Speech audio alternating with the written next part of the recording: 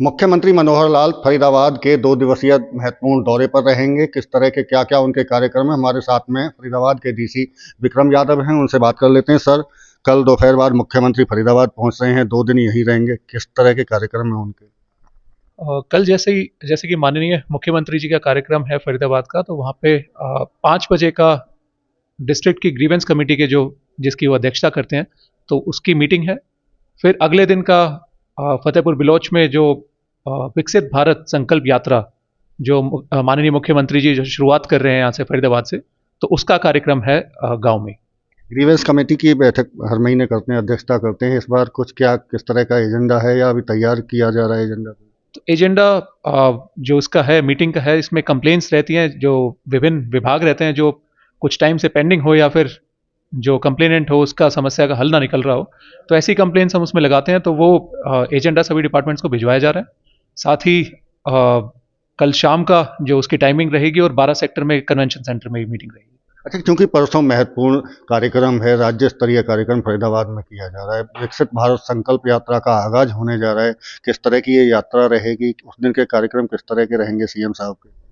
तो उस दिन अगर देखें कि जो यात्रा है उसका शेड्यूल फरीदाबाद में ऐसा बना है कि एक दिन में 2 पंचायत कवर करेगा।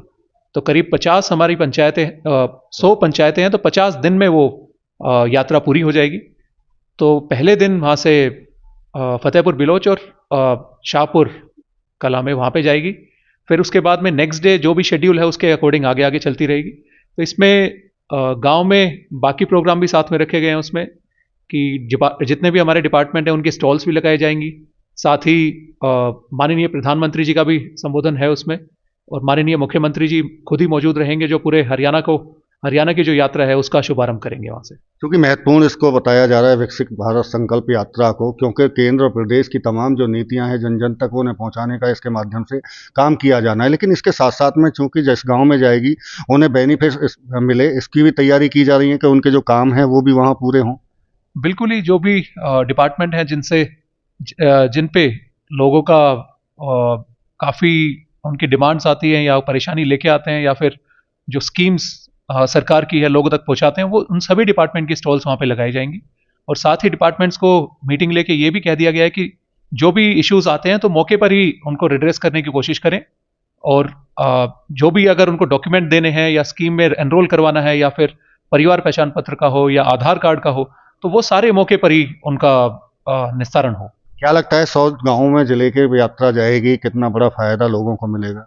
इसमें बिल्कुल ही, जैसे कि सभी गांव में जब यात्रा जाएगी तो सेंट्रल गवर्नमेंट और स्टेट गवर्नमेंट की जितनी भी स्कीम्स हैं उनकी जानकारी लोगों तक पहुंचेगी। और साथ ही जितने भी हमारे डिपार्टमेंट हैं जो कार्यरत हैं लोगों को सुविधा पहुंचाने में, तो वो सारे भी हर गांव में जाएंगे और लोग अपने गांव में ही जो सुविधा है या सर्विसेज हैं जो गवर्नमेंट देती है या फिर बाकी उनके काम रहते हैं, तो वो गांव में ही अपने काम करवा पाएंगे। सर, आखिरी सवाल है, चूंकि सुनने में ये आ रहा है कि मुख्यमंत्री जनसंवाद भी कर सकते हैं उस दिन जनता के साथ में, ऐसा भी कुछ कार्यक्रम है?